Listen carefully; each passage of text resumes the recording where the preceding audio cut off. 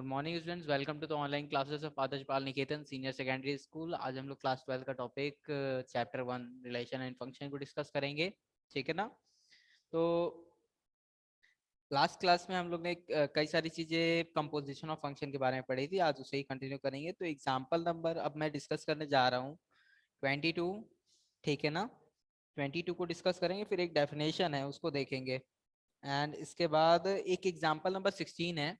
इसमें क्या है, कंपोजिशन ऑफ मैपिंग को डिजाइन करने का दिया है कि एग्जांपल नंबर 16। ठीक है ना। कल मैंने बोला था आप लोग को देखने का, अगर आई थिंक आप लोग ने देखा हो एग्जांपल नंबर 16, तो उसमें कंपोजिशन ऑफ मैप है। ठीक है ना। तो उसके पहले एक एग्जांपल नंबर 22 देख लीजिए। अब पहले देखिए एग्जांपल नंबर 22 है क्या। एग्जांपल नंबर 22 में एफ फंक्शन दिया है, F F from 1 2 3 to A B C. ठीक है ना। एक मैप दिया है। इसके बाद ध्यान दीजिए, B one one and onto function given by F one equal to A, F one equal to A, F two equal to B and F three equal to C. ठीक है ना। फिर इसमें लिखा है show that there exist a function G from this set to this. Show that there exist, show there exist, there exists G such that from A B C to 1 2 3। किस तरह? such that G of F is equal to Ix and F of G is equal to Iy। ठीक है ना। ये आपका set X है, ये यही वाला है सेट X, ये वाला है सेट Y। ध्यान रखिएगा, सेट X से Y में ये रिलेशन और सेट Y से X में ये वाला रिलेशन। हमें ये शो करना है कि there exist a function G from Y to X such that this to this. देखिए ध्यान दीजिए, यहाँ फंक्शन ये बताए कि डोमेन किस डोमेन और किस कोडोमेन में जा रहा है, बट ये फंक्शन होगा किस टाइप का ये नहीं बताया। तो ये फंक्शन को कैसे डिफाइन करना है ये आप चूज कर सकते हैं। ठीक है ना। आप अपनी चॉइस से फंक्शन को डिफाइन कर सकते हैं कुछ, लेकिन उसमें एक शर्त ये है कि वो इस चीज को फॉलो करना चाहिए। तो देखिए, let solution, let g from y to x such that g of a is equal to 1, g of b is equal to 2 and g of 3 is equal to c, sorry g of c is equal to 3।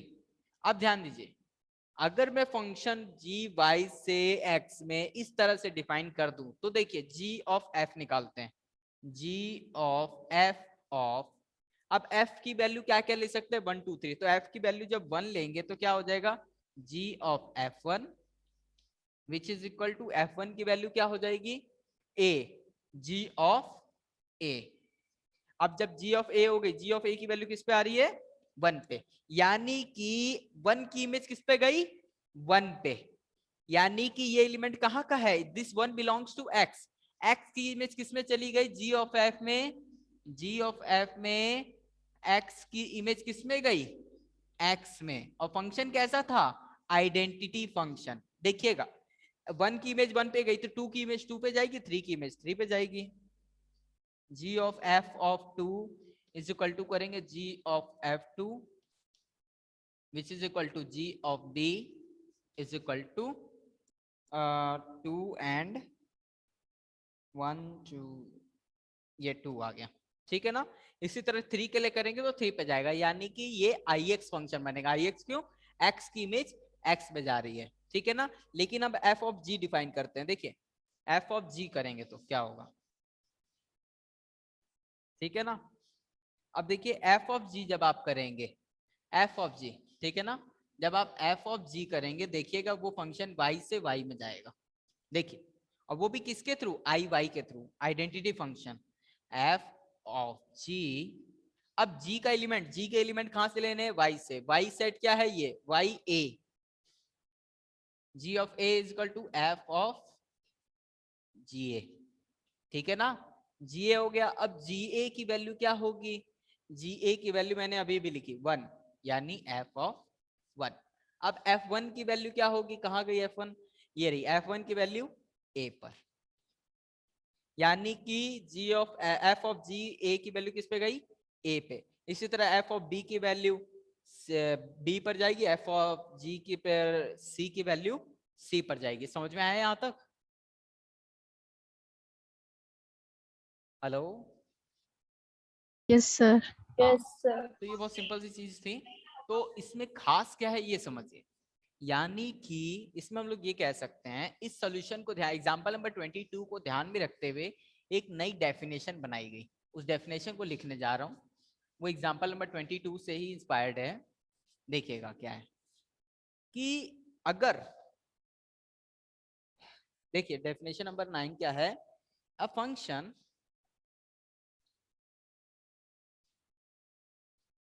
a function a function f from x to y, a function f from x to y is defined as be to be invertible, to be invertible, invertible, ठीक है ना? किसी function को invertible कहेंगे कब? If there exist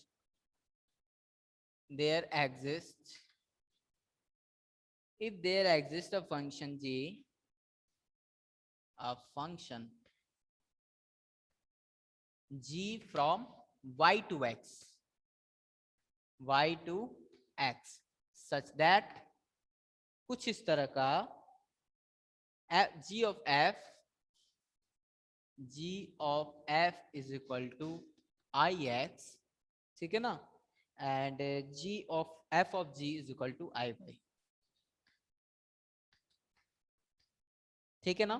ये चीज। So the function g is called the inverse of f. So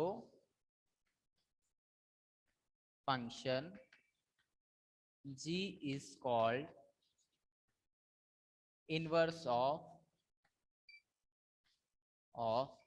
f. Function g को जो है हम लोग इनवर्स बोलेंगे f का। कैसे? इसको समझिएगा। अगर कोई फंक्शन, यानी कि आपके पास ऑलरेडी एक फंक्शन f दिया हो, ठीक है ना, जो y x से किसी एक सेट से दूसरे सेट में जा रहा है, तो अगर हम कोई ऐसा फंक्शन अपने से बना पाए या ऑलरेडी दिया हो जो को डोमेन से डोमेन में हो, y से x में, यानी कि कुछ इस तरह का कि g ऑफ f लगाएं तो वो आइडेंटिटी फंक्शन x बन जाए, और f ऑफ g लगाएं तो वो आइडेंटिटी फंक्शन y बन जाए, है ना? आइडेंटिटी फंक्शन x का मतलब क्या है? आइडेंटिटी फंक्शन x मतलब होता है, इसका डोमेन रेंज होता है x से x, और i of x is equal to x, यानी कि for every x belongs to x, and i of y is कहां से होता है? y से y में, जो जिसमें i y of any y is equal to y for every y belongs to capital Y, ये चीज। तो ये होता है आइडेंटिटी फंक्शन, यानी कि 2 की इमेज 2 पे, 3 की इमेज 3 पे, तो ये होता है। यानी कि अगर ऐसा कोई फंक्शन आप g बना पाए जो कि इन दोनों कंडीशन को सेटिस्फाई करे और y से x में हो, तो ये जो g होगा इस f का इनवर्स होगा। यानी कि अब इनवर्स फंक्शन ऐसे समझिए कि इनवर्स फंक्शन, जैसे कि कल मैंने आपको एक एग्जांपल दिया था कि आप सभी स्टूडेंट्स हैं, आप सबके संग एक, आप सभी लोगों के लिए एक रोल नंबर डाला गया, फिर रोल नंबर को किसी कोड से अटैच किया गया।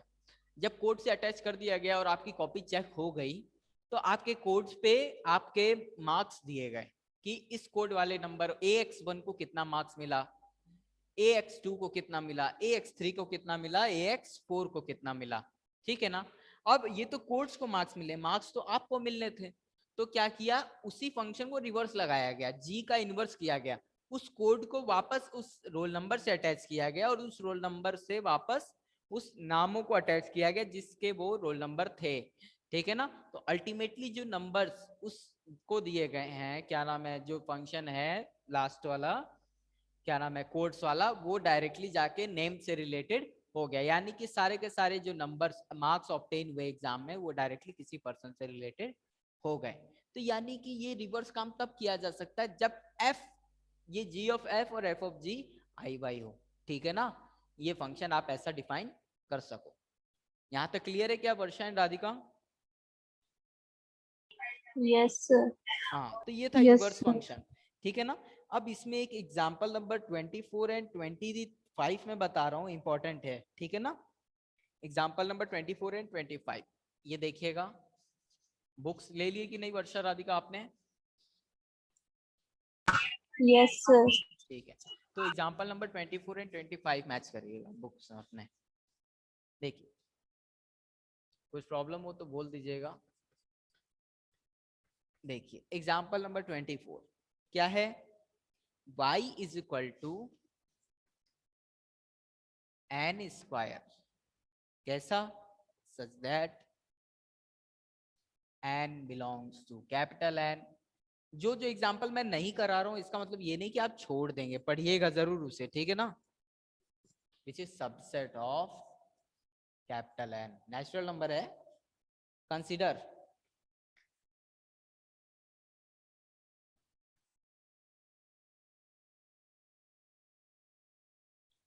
Consider f from n to y, है ना, n to y where n to y define कैसे किया है, fn is equal to n square, fn is equal to n square, है ना। हमें शो करना है find inverse of f, find inverse of f। हमें इस f का, ये जो n से y में है, रुकिए,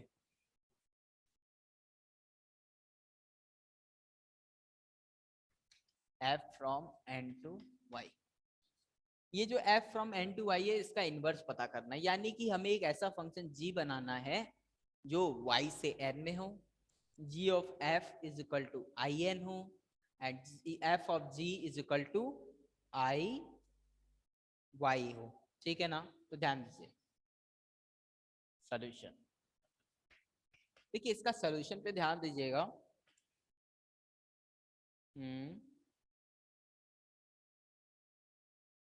पहले देखिए यहाँ पर जो जैसे एग्जांपल नंबर 23 भी देखेंगे, उसमें पहले आपका एक आर्बिट्रेरी एलिमेंट लिया है, आर्बिट्रेरी, हम लोग एक आर्बिट्रेरी एलिमेंट लेंगे यहाँ का और फिर पता करेंगे उसके लिए यहाँ पर कौन सा एलिमेंट है, ठीक है ना।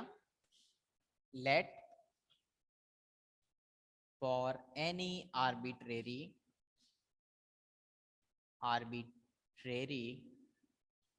Element y belongs to capital Y, ठीक है ना। ये y कहाँ का है, कैपिटल Y का। तो ध्यान दीजिए ये जो y कैपिटल Y का है, is of the form n square, ये किस टाइप का होगा, is of the form n square. अब ये n स्क्वायर क्यों होगा, देखिए यहाँ लिखा है कि y में वही एलिमेंट्स आएंगे, y में वही एलिमेंट्स आएंगे जो कि n स्क्वायर के टाइप होंगे, ठीक है ना। Is of the form n square, that is y is equal to n square, ठीक है ना, where n belongs to n, ठीक है ना। This implies that n is equal to under root y and n belongs to capital N, ठीक है ना। तो देखिए यानी कि हर y, हर सेट में आ रहे हर एक एलिमेंट के लिए आप कोई ना कोई नेचुरल नंबर पा सकते हैं, ठीक है ना। तो अब इसी आइडिया का यूज करते हैं कि हर y में आ रहे हर एलिमेंट के लिए कोई ना कोई नेचुरल नंबर है, तो इसका आइडिया का इस्तेमाल करते हुए क्यों ना हम एक फंक्शन ही डिफाइन कर दें n से y में, सॉरी y से n में। Let us define a function g from y to n, कैसा? Such that g of y is equal to under root n, sorry g of y, एक minute, under root y is equal to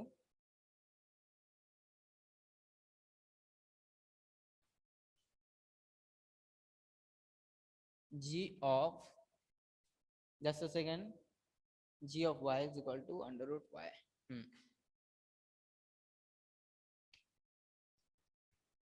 ठीक, ये देखिए ये under root y किसके बराबर है? n के, ठीक है ना, तो ये n इसमें आ जाएगा। यहां तक कोई प्रॉब्लम है क्या किसी को? No sir. ठीक है, तो हमने एक नया फंक्शन अपने से डिफाइन करना है। Let us define a function g from y to n such that gy is equal to under root y, ठीक है ना, एक फंक्शन न्यू डिफाइन करेंगे such that this is the function. अब हम लोग ये देखेंगे कि ये फंक्शन इन्वर्टेबल है कि नहीं, है ना।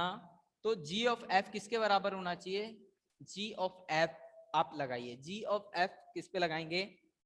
f किस टाइप का एलिमेंट है? f के डोमेन में n लेंगे, n, तो g ऑफ f की value g of f of n हमारा n आना चाहिए। तो देखिए g ऑफ f n लगाइए, तो देखिए fn की वैल्यू क्या होगी? fn की वैल्यू होगी n square, g of n square. g of n square क्या होगा? g ऑफ n स्क्वायर होगा under root of n square, under root of n square. तो देखिए क्या आ गया? n, यानी कि जो g ऑफ f है वो आपने n पर लगाया और वापस किसी में चला गया? n में। तो ये देखिए ये in नहीं बन गया? बन गया ना, in, ठीक है ना, कैपिटल N होगा। नेक्स्ट देखिएगा, f of g is equal, g में किस टाइप के एलिमेंट होंगे? g के एलिमेंट ये y टाइप के, ठीक है ना। तो g of f of y is equal to f of gy is equal to gy के element under root y, f of under root y। अब f of under root y क्या है? n का एलिमेंट है, देखिए ना, under root y किसके बराबर है? n के बराबर है, और n किसका एलिमेंट है? कैपिटल N का। तो f ऑफ, अगर कोई एलिमेंट n का होता है तो उस पे f लगने पे क्या होता है? n square. तो यानी कि अंडर रूट y का स्क्वायर हो जाएगा, अंडर रूट y का होल स्क्वायर क्या हो जाएगा? y, which is equal to i y। हो गया ना। तो देखिए ये हो गया, यहाँ पर कैपिटल Y कर दीजिएगा, सेट का f y, ठीक है ना, यानी कि ये i n और i y हो गया, ठीक है ना, i n और i y हो गया। अब i n और i y होने से क्या होता है? ये जो फंक्शन है, जो हम लोग ने अभी अभी डेफिनेशन पढ़ा, किसी भी फंक्शन को, कोई भी न्यू फंक्शन को किसी दिए गए फंक्शन का इन्वर्टेबल तभी बोलेंगे अगर वो फंक्शन रिवर्स ऑर्डर में डिफाइंड हो। अगर ये n से y है तो y से n में डिफाइंड हो, और सच दैट उसमें दो कंडीशन फॉलो होने चाहिए। क्या? g of f N I n के बराबर है और g f of y i y के बराबर है, ठीक है ना। जैसे उसमें ix और i y हो रहा था, यहाँ पर i n और i y हो रहा है। यहाँ पर x था तो x i x आ रहा था, यहाँ n है तो i n आएगा, ठीक है ना। तो यही था बेसिक कि g of f and f of g इसके बराबर होना चाहिए। आप लोग को समझ में आया क्या ये? सर एक बार ये यस सर। फिर सर ये एक बार फिर से एक्सप्लेन करना। ठीक है, ध्यान दीजिए, जो अभी पिछले, अभी ठीक इसके पहले एक डेफिनेशन बताई थी, वो आया समझ में? Yes sir. हाँ, उस डेफिनेशन का कॉपी पेस्ट है ये, ध्यान दीजिए। एक फंक्शन आपको f दिया रहेगा, ठीक है ना, और पूछेगा कि इसका इनवर्स पता करो। इनवर्स मतलब रिवर्स फंक्शन। जैसे आपने एक फंक्शन बनाया, आपने अपने क्लास के सभी स्टूडेंट का किसी ना किसी रोल नंबर से अटैचमेंट किया, तो ये आपने फंक्शन बनाया। फंक्शन अल्फाबेटिकल ऑर्डर में आप नंबर अटैच करते जाओगे। जितने का नाम A से शुरू होगा सबको 1 दे दोगे, जितने का नाम B से शुरू होगा उनको 2 दे दोगे, जितने का नाम Z से शुरू होगा उसको आप 26 दे दोगे, ठीक है ना। अब आपके पास नंबर्स का कलेक्शन है। मान लीजिए आपको बोला जाता कि इन नंबर से वापस नाम को अटैच करो, तो क्या आप कर सकते हो? हाँ, तो आप जो 1 है ना उससे डायरेक्ट सभी ए पर मैपिंग करोगे, 2 से सारे बी पर, 26 से सारे जेड पर।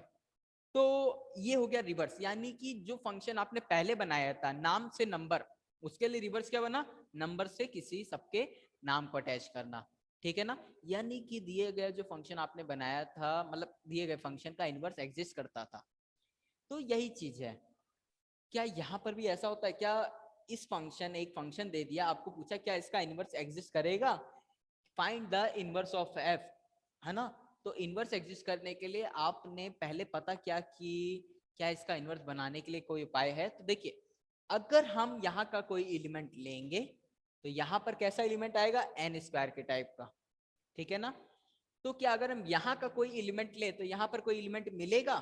तो देखिए मैंने वही काम किया, यहाँ पर मैंने एक एलिमेंट लिया यहाँ से y से और इसके रिवर्स लगाया। इज ऑफ द फॉर्म किस टाइप का होगा ये y, एन स्क्वायर के टाइप का। देखिए लिखा है ना, ये y में आ रहे सभी एलिमेंट एन स्क्वायर के टाइप के होंगे।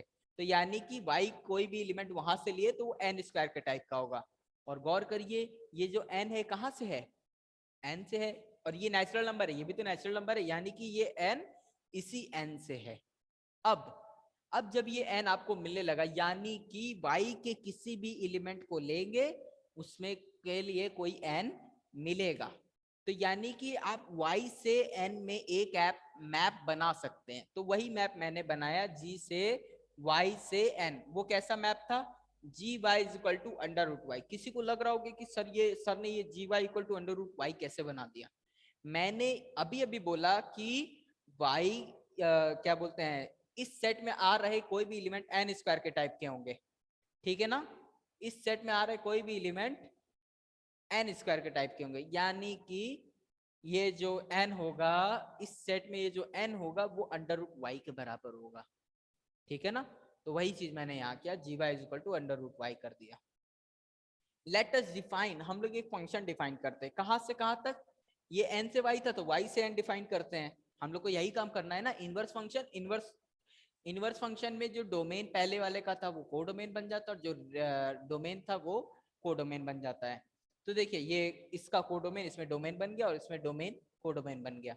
अब ये फंक्शन डिफाइन किया। अब देखिए जी ऑफ एफ, अगर ये फंक्शन इनवर्स होगा तो इसका आंसर आई एन आना चाहिए और इसका आंसर आई वाई। तो मैंने इसको सॉल्व किया, देखिए सॉल्व करते करते करते देखे तो ये देखिए एन आ गया, यानी कि ये फंक्शन आई एन है, आइडेंटिटी फंक्शन। और इसको सॉल्व करेंगे तो आई वाई आना चाहिए, तभी ये इनवर्स कहलाएगा। तो इसको सॉल्व किया तो देखिए आई वाई भी आ गया। तो ये देखिए ये हो गया जी ऑफ, ये हमारा जो जी है is the inverse of F. समझ में आया क्या, अभी अभी भी नहीं आया। यस, आ गया। हाँ थोड़ा सा एक बार और पढ़िएगा आराम से, कोई टफ चीज नहीं है, बहुत आसान सी चीज है। पूरा खेल ना यहाँ से लेके यहाँ तक का है। अगर आपको ये चीज समझ में आ रही है ना, तो ये डिफाइन वाली लाइन लास्ट है, इसको समझते ही ये कंप्लीट हो जाएगा। ये सब तो सॉल्व करने का, सॉल्यूशन वाला पोर्शन इंपॉर्टेंट नहीं है ज्यादा, सॉल्यूशन तो आप कर लोगे। मेन है कि सर ने यहाँ से यहाँ तक वाला ये जो स्टेप है ना कैसे किया, इसको समझना मेन है। इस लाइन से इस लाइन तक अगर आप ये समझ जाओगे तो ये दोनों तो सोल्यूशन है, ये भी आप कर लोगे, ये वाला भी सोल्यूशन ही है। इसको तो सॉल्व करना है, स्क्वायर रूट। मेन ये 2-3 लाइन है जो थ्योरी वाली, इसमें क्या लिखा है कि ये सारी चीजें हो रही हैं, ठीक है ना। और एक जो डेफिनेशन अभी बताई वो इंपॉर्टेंट है।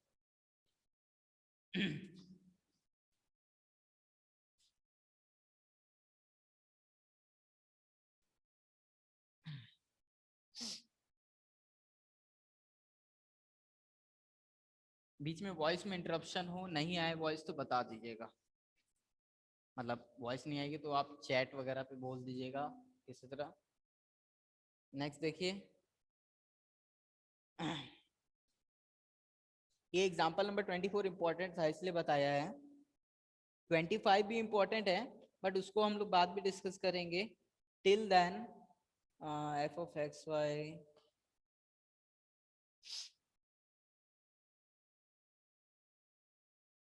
एक थ्योरम देखिए, theorem number, just a second guys,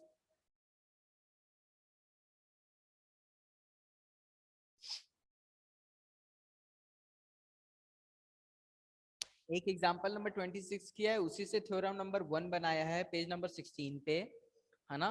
उस थ्योरम को ध्यान में रखिएगा, अभी उसका यूज करेंगे हम लोग। एंड इसके बाद यही है जी इनवर्स, जी इनवर्स। एक चीज और मैं बताना भूल गया हूँ शायद, हाँ, जो डेफिनेशन नंबर 9 थी उसमें जो हम लोग ने जी निकाला, उसी को हम लोग, वो क्या था, इनवर्स ऑफ एफ था, तो उसको हम लोग एफ इनवर्स भी लिखते हैं, ठीक है ना। एफ का इनवर्स क्या होगा, एफ इनवर्स, इसी एफ इनवर्स को कई जगह जी लिख दिया है, ठीक है ना। तो वैसे कोई कंफ्यूजन, इस जी के अलावा आप एच भी मान सकते हैं, इसको आपकी मर्जी है, बस आपको डेफिनेशन क्लियर होनी चाहिए, ठीक है ना। अब ध्यान दीजिए, तो एक बात ध्यान दीजिए ना, ये इनवर्स को मल्टीप्लाई करते हैं, जब आप जी ऑफ एफ कर रहे हैं या एफ ऑफ जी कर रहे हैं, तो हमेशा आइडेंटिटी क्यों आ रहा है। एक बात ध्यान दीजिए, 2 का इनवर्स क्या होता है, 1/2, तो देखिए मल्टीप्लाई किया तो क्या है 1, और इसी तरह 1/2 का इनवर्स क्या होता है 2, तो मल्टीप्लाई करने पर क्या आया 1।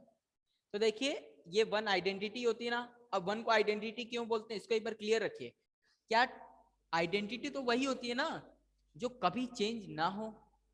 तो देखिए इस 1 से इस दुनिया में प्रेजेंट कोई भी नंबर को मल्टीप्लाई करे तो वही रहेगा, वही रहेगा। 1.2 को 1 से मल्टीप्लाई करेंगे तो भी 1.2 ही आएगा, यानी कि 1 एक आइडेंटिटी का काम करेगा। कोई भी नंबर आइडेंटिटी का काम तब करता है जब वो दिए गए अनदर नंबर से ऑपरेट होने पे उसमें कोई बदलाव ना लाए, ठीक है ना। सॉरी। तो 1.2 इंटू 1, इसमें कोई चेंज नहीं आया। तो यही थी बेसिक। तो ये तो होती है आइडेंटिटी। आइडेंटिटी मतलब वो नंबर ऑपरेट होने पर कोई चेंज नहीं लाया तो वो नंबर आइडेंटिटी का काम करेगा। अब अगर ऐसे दो नंबर मिले जिनको आपस में ऑपरेट करे तो आइडेंटिटी आए, तो वो दोनों पहले वो दोनों नंबर एक दूसरे के क्या कहलाएंगे, इनवर्स। इसीलिए इन दोनों का कॉम्बिनेशन आइडेंटिटी आ रहा है, यानी कि एफ का इनवर्स जी है, और यहाँ पर एफ ऑफ जी आई आ रहा है, यानी कि जी का इनवर्स एफ है ना, यानी कि एफ और जी एक दूसरे के इनवर्स है।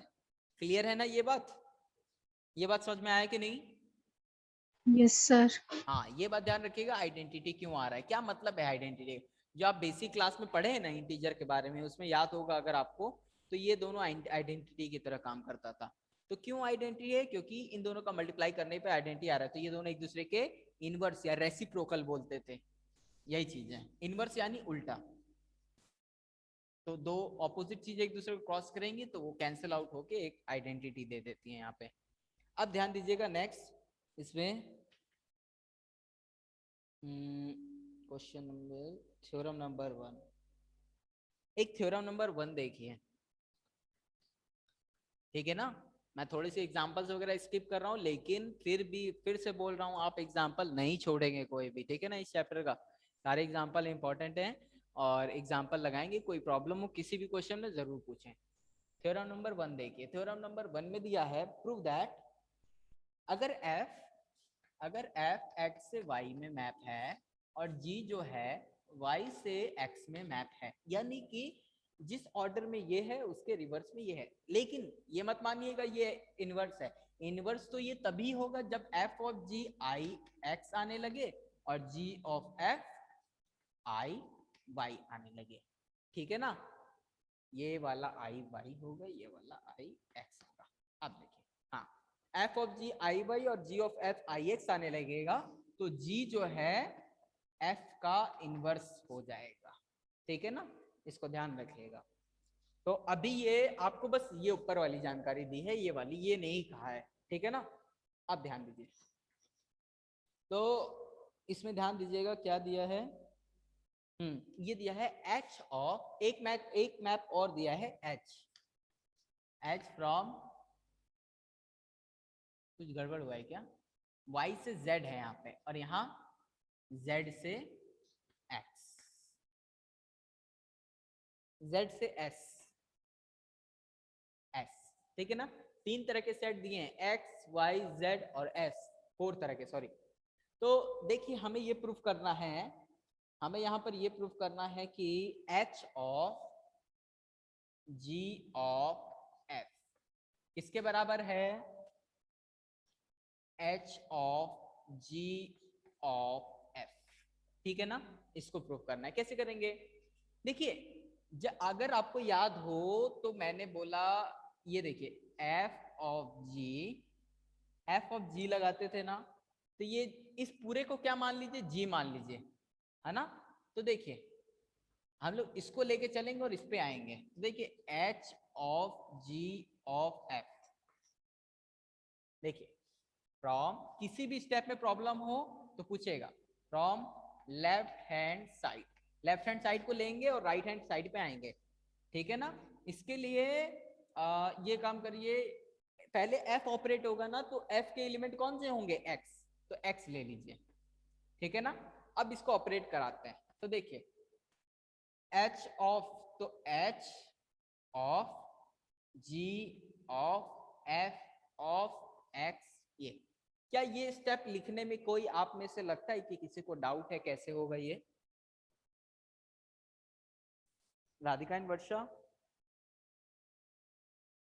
No sir. कर लोगे ना ये स्टेप? कैसे आया, समझ में आ रहा ना? Yes sir. सर। अब देखो आगे, इस h को h रहने दो, अब इस पे भी वही चीज लगाओ। तो g कैसे लिखते थे, याद होगा अगर आपको, g of f of x होता था तो g of f of x कर देते, तो ऐसा ही होगा g of f of x। Clear है? क्लियर है क्या? Yes sir. हाँ। यस। अब ध्यान देना, अब इसमें हम लोग क्या करना है, हम लोग को किसके इक्वल लिखाना है, जी एच ऑफ जी, ठीक। तो इसमें जो है जी ऑफ एफ एक्स आ गया, जस्ट अ सेकेंड।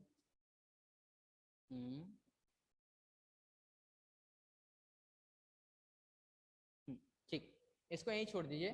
क्या हो गया ये, for every X belongs to capital X. अब देखिए फ्रॉम राइट हैंड साइड इसको ले लीजिए, इस वाले को, H of G of F. कैसे करेंगे इसको, इसमें भी f के लिए कौन सा एलिमेंट लेंगे हम लोग, x लेंगे, ठीक है ना। तो देखिए इस पे लगाएंगे, तो देखिए ये भी g ऑफ f की तरह काम करेगा, तो h ऑफ g आपका एक ही ब्रैकेट में रहेगा, ठीक है ना। और h of g f x, कोई प्रॉब्लम है इसमें? Hello, no sir. हाँ, तो h ऑफ g ये कैसे हो गया, समझ में आ रहा है ना। ये पूरा का पूरा g की तरह काम करेगा। g ऑफ f क्या होता है, g ऑफ एफ एक्स। अब देखिएगा, अब इसको सॉल्व करेंगे, ये g इसमें चला जाएगा, और ये g ऑफ, अब इस पूरे को देखिए एक साथ, h g ऑफ h क्या होता था, h of g of f of x, ये हो गया ना। कोई प्रॉब्लम किसी को इसमें, कैसे हुआ ये? No sir. ठीक है, ये भी क्या होगा, for every x belongs to capital X, इसे 1 बोल दीजिए, इसे 2 बोल दीजिए। From 1 and 2 we see that left hand side is equal to right hand side, therefore this is equal to this। हो गया ना प्रूफ? कोई प्रॉब्लम है इसमें? No no sir. सर। ठीक है, तो देखिए अब इसी के रिगार्डिंग आपका जो 1.3 एक्सरसाइज है ना, उसमें क्वेश्चन नंबर 2 है, ठीक है ना, तो उसको लगाते हैं। उसमें एक क्वेश्चन मैं कर रहा हूं, एक आप लोग ट्राई करिएगा, ठीक है ना।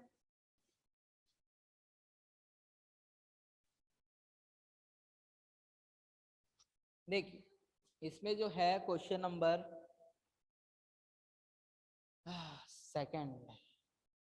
सेकंड का एक पार्ट मैं कर रहा हूं, जिसमें हम लोग को ये शो करना है कि f of f plus G of h is equal to f of h। ये चीज आपको लग रही है देखने में इजी, पर लगाएंगे तब शायद टफ लग सकता है, तो बड़ा ध्यान से लगाइएगा। अब देखिए इसमें ये भी वही है, इसमें एफ जी एच डिफाइन किया है, और सारे के सारे आर में हैं, ठीक है ना। एफ हो चाहे जी हो चाहे एच हो, सब के सब आर से आर में हैं, ठीक है ना, ध्यान रखिएगा। अब ध्यान इधर आइए, तो हम लोग r का एक एलिमेंट लेंगे, ठीक है ना। तो from left hand side, from left hand side f plus g of h of x, ठीक है ना। x कहाँ का है, r का, is equal to f plus g और हाँ h ऑफ, एक मिनट, h ऑफ x, ठीक है, ये हो गया। अब ध्यान दीजिए ये क्या है, एक मैं एक क्वेश्चन कर रहा हूं, बताइएगा अपने पॉइंट ऑफ व्यू से, ये जो hx है क्या ये कोई फंक्शन है या फिर ये कोई डोमेन का एलिमेंट है या फिर ये एक रेंज है। दोनों जो आप लोग बताइए, राधिका, वर्षा, आप लोग बताइए क्या ये फंक्शन है या डोमेन का एलिमेंट है या रेंज है। फंक्शन। ओके राधिका, वर्षा, वर्षा अपना ओपिनियन बताओ। डोमेन का एलिमेंट। ओके, राधिका का कहना है कि ये है, एंड वर्षा का कहना ये है, और मेरा कहना है ये है, ठीक है ना। ये दोनों गलत है, ये रेंज का एलिमेंट है। समझिए कैसे, ये h क्या था, फंक्शन था। h क्या है, फंक्शन है r से r का। तो जब आप h लेंगे, x का कोई एलिमेंट लेंगे, अगर x का कोई एलिमेंट लेंगे, ठीक है ना, h को x पे ऑपरेट करेंगे तो ये पूरा का पूरा किसके बराबर हो जाएगा, y, और ये पूरा का पूरा किस में आएगा, r में। समझ में आया कि नहीं, नहीं आया।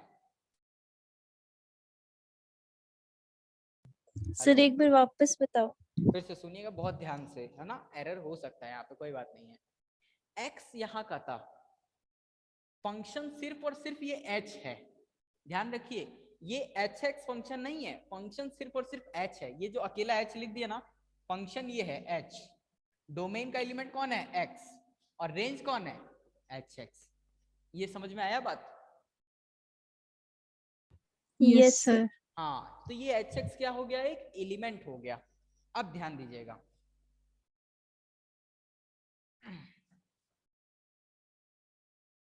तो अगर आपको याद हो distributive law, a plus B रहता था इंटू सी है, तो c को दोनों पे डिस्ट्रीब्यूट करते थे कि नहीं, करते थे ना। Yes sir. हाँ, तो ऐसा ही कुछ यहाँ पे होगा। ये c क्या है, ये क्या है, कांस्टेंट वैल्यू है। अब ये इधर इधर डिस्ट्रीब्यूट हो सकती है, तो f के आगे क्या आ जाएगा, hx, ठीक है ना। इसी तरह g के आगे क्या आ जाएगा,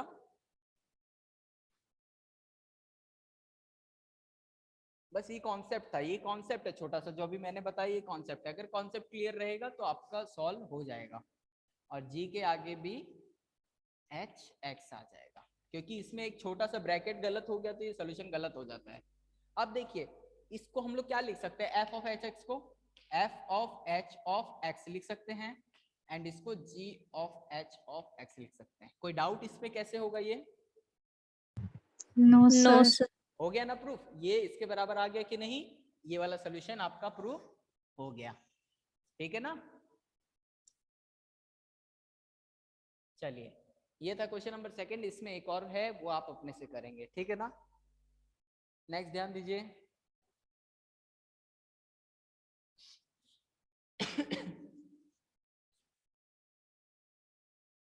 क्वेश्चन नंबर 3 देखिए।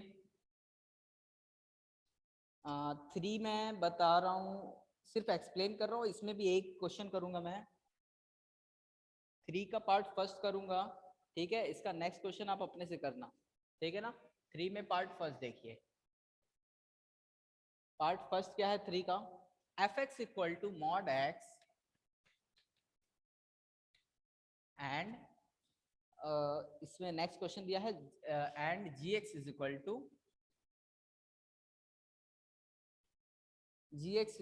To mod of 5x minus 2, mod of 5x minus 2।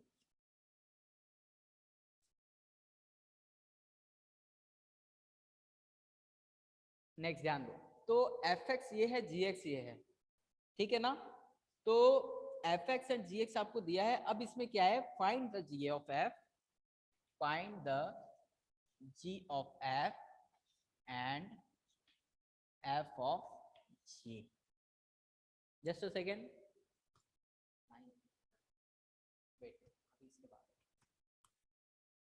ध्यान देना, G of F and F of G को पता करना है ना। तो देखो G of F of X हम लोग लेंगे, ठीक है ना। तो इसका एफ ऑफ एक्स लगाएंगे जी ऑफ एफ पे, तो ये हो जाएगा जी ऑफ एफ एक्स। जब किसी फंक्शन पे एक्स लगेगा तो क्या आ जाएगा, मॉड एक्स, ठीक है ना। और इस पे करेंगे जी ऑफ मॉड एक्स, जी को अगर किसी एलिमेंट पे लगाएंगे तो क्या आएगा, डायरेक्ट सॉल्व कर देते हैं इसको, mod of 5 of mod x minus 2। यहाँ तो क्लियर है? Yes, sir. ठीक, तो ये हो गया आपका सोल्यूशन इसका, यही आएगा function. Next F of G देखिए, ये भी आसान है, F of G of X, ठीक है ना। F of G of X जब जी को किसी फंक्शन पे लगाएंगे तो एफ ऑफ क्या हो जाएगा, F of mod of 5x minus 2 mod close and bracket close. अब देखिएगा एफ इस फंक्शन पे लगेगा, इस पूरे के पूरे को एक्स मानेंगे, तो एफ ऑफ एक्स क्या होता है, मॉड एक्स, यानी कि इस पूरे का mod, mod of double mod आ जाएगा, मॉड ऑफ 5x माइनस 2, पहला मॉड क्लोज फिर सेकेंड मॉड क्लोज। अब देखिए कोई नंबर ऑलरेडी पॉजिटिव है तो उसको पॉजिटिव बनाने के लिए उसे मॉड में डालते हैं।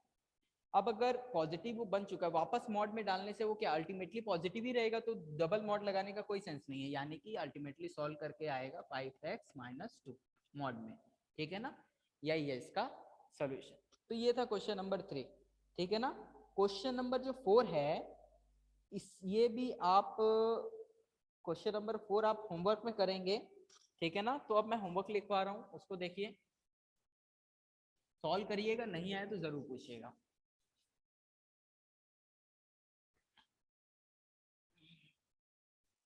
देखिए जो क्वेश्चंस होमवर्क में बता रहा हूँ उसको देख लीजिए। एक्सरसाइज 1.3 का क्वेश्चन नंबर 1, ठीक है ना।